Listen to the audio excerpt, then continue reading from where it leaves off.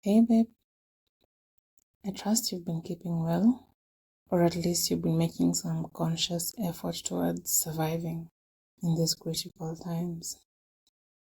I've mostly been focusing on just being and finding little pockets of joy where I can, and I love that for me. This past week has been exceptionally blessed, and it reminded me of all that I can be when I make the effort to follow a routine. Which is why today I want to dive into my dependency on routines and specifically how they help my otherwise messy brain to function more reasonably. And I know that dependency has a negative connotation, but let's be honest. We do depend on tools and systems to function, so it is what it is. If you're new here, thank you so much for stopping by. My name is Faye, and we're on the 28th episode of Between Me and the Ink, which is honestly such a big for my multi-potentialite self. And multi-potentialite is just a fancy way of saying that I have way too many interests, and it gets a little overwhelming to give attention to everything that gets me excited. But the brain brains however it wants, and I just find ways to get my body to keep up. Anyway, about my routines. Many years ago, when I was trying to figure out how to make time for the things that I was interested in doing, I stumbled upon some articles on routines, and it made me realize that the reason I was often not getting things done the way I wanted was because I was relying on motivation and excitement, when getting things done is actually more about momentum and commitment to the process instead of the outcome. For example, if I want to save money to build a house, that could take years given my income. So if I am only committed to the house as the outcome, I am likely to lose momentum on the saving process because I am not about to see the house anytime soon. But if I commit to the saving process, I will stay on course because I am getting pumped just watching my pile of money grow. I also learned about creating systems that support your goals, such that I cannot focus on anything so much that it erodes the rest of my life. That a work-life balance is considerably elusive, because sometimes the work that you are doing demands that you sacrifice other areas of your life. But that is only sustainable for a short time. In the long term, a balance is required for optimal performance. So I could no longer be skipping meals because I'm too busy to cook.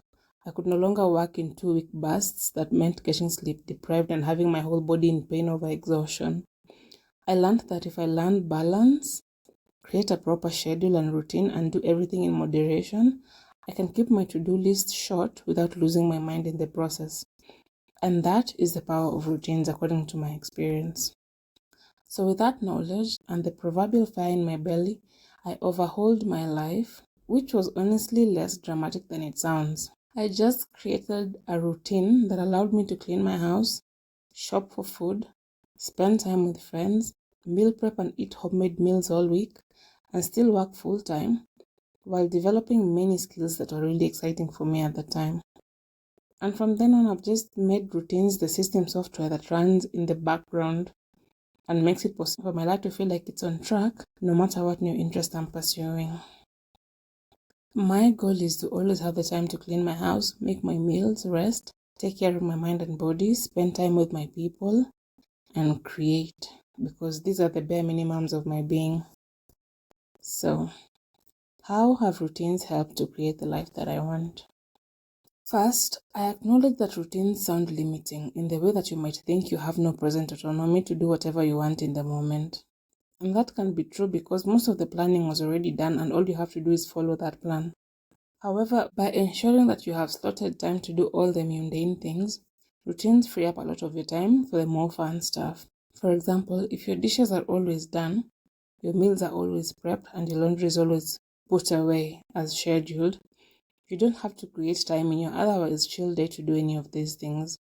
Instead, you can use the time to make art, go out, watch shows, and even read or sleep as you please.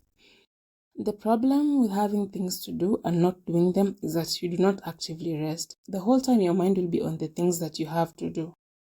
Having a routine reassures your mind that those things will get done because they have been scheduled, which means you can actually rest when you want to rest. Routines help to minimize decision fatigue because all those many small decisions that you have to make during the day have already been made. You don't have to decide whether to get out of bed, when to have breakfast, what workouts to do, when to clean the kitchen, or even what to eat. Your routine creates a blueprint for you to follow, with a few areas that allow for flexibility depending on how much effort you're willing to put into it. For example, if I meal prep over the weekend, I have many meal options throughout the week. This means that I am not going to be limited on what I want to eat, but I also don't have to make any meal from scratch. Here I have eliminated the decisions around when to go shopping for groceries, what groceries to buy, and what kinds of meals to have. I only have to decide how to combine the various meal components that I have already prepared. Routines help to create a logical sequence of events in your mind, and this allows for an effortless in areas that may otherwise be filled with friction. I don't like doing dishes, but a while back I started doing dishes while cooking, and now doing dishes only makes sense if I am cooking. This especially works for me because if I leave the kitchen when something is cooking, I will either forget about it and leave it on for too long, or let it burn, or I will not be able to do anything else because I will spend the whole time worrying that whatever I am cooking is going to burn while I'm away. So the logical sequence of cooking and doing dishes keeps me in the kitchen, thus eliminating any anxieties and perceived incompetence that I may have around these tasks.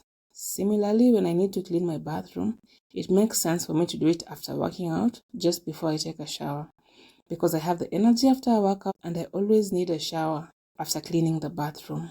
It might not make sense to a lot of people, but it is almost the only way I do these things now, and it's very effective for me. Routines have also taught me how to prioritize. As someone with a lot of interests, sometimes I wake up wanting to build something, write something, record something, sew something, cook something, read something, watch something, and even paint something. But I'm just one person who only has 24 hours a day, and sometimes I have other work, school, and relationship obligations to attend to.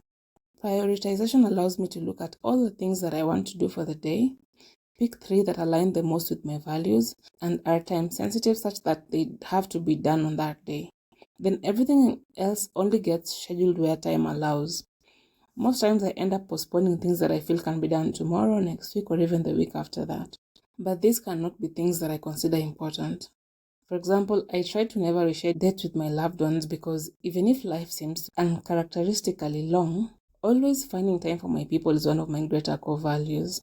If you've noticed, I've had weeks where I had to postpone recording and uploading episodes here, and even though that can feel discouraging based on the goals that I set when I created this podcast, it's always a decision that I make consciously because this was meant to be a light indulgence for me, and I cannot allow it to become yet another pain point. I already have school and all the various types of work that I do. Having a routine has made me more aware that I do not have to do everything. Once my non-negotiables are covered, everything else is done at my discretion. And on some days, I end up doing everything, while on others, the best I can do is my top 3 for the day. My favorite part of routines is the automation, which often leads to optimization. The fact that I do not have to use my brain power on mundane tasks like housework or meal prep means that I will have enough bandwidth to do more deep work as needed. By automating administrative tasks, I am fully able to focus on the more important stuff without neglecting the basics. This means that I will still have a clean house, a healthy body, and a clear mind while doing my best work. And I know that this is a privilege in the sense that not everyone has the physical or mental capacity to hold their own. If you're able to and comfortable with getting help with the mundane tasks, honestly, good for you. My biggest discomfort is having someone else in my house and the fact that they will not clean or cook as well as I could. So for as long as I can, I prefer to do it myself and only call for help when I really can't. Of course, I'm also lucky that I have a partner to split these many tasks with. So essentially, you have to find the balance that works for you and your very distinctive preferences. If housework is completely not in your wheelhouse, your routine can involve your work, school, and taking care of yourself, whether socially, physically, or psychologically. Lastly, I think routines are the easiest way to develop your self-trust because you show yourself that you are reliable and can always take care of yourself. Motivation is a nice concept, but it is not sustainable. We all lose motivation at one point or another. Having a routine means that you will still get things done even when you have no motivation. That's getting to a point where you feel safe with yourself because you know you have the ability to still get things done no matter what happens. Having said all that, I have to also state that the success of a routine is not that you follow it perfectly. There are days when you will check everything off your daily routine list. That's an ideal day, and they can be few and far between. Then there are days when you will check most things off that list, and that's a fantastic day. There are days when all you can do is your top 3 priorities of the day, and that's what I call a normal day. And on the days when you're struggling, checking one thing off is a win, because on the really bad days, you won't even look at the list.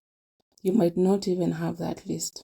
But then when things get better, your body will remember the list and you will start renegotiating your way back to the routine because it works. The goal is to remember your why. My routine makes me the person I want to be, and sometimes I have to fight harder to be that person. And that's okay. So maybe you should start from figuring out who you are when you follow the routine you're creating, and whether you even like that person. Because there's no point having a routine that does not align with what you consider to be your favorite version of yourself. If you're still here, thanks yet again for sticking with me. I do hope that you get to stay grounded, even when everything around us seems fleeting and at risk. Stay safe, okay? Bye.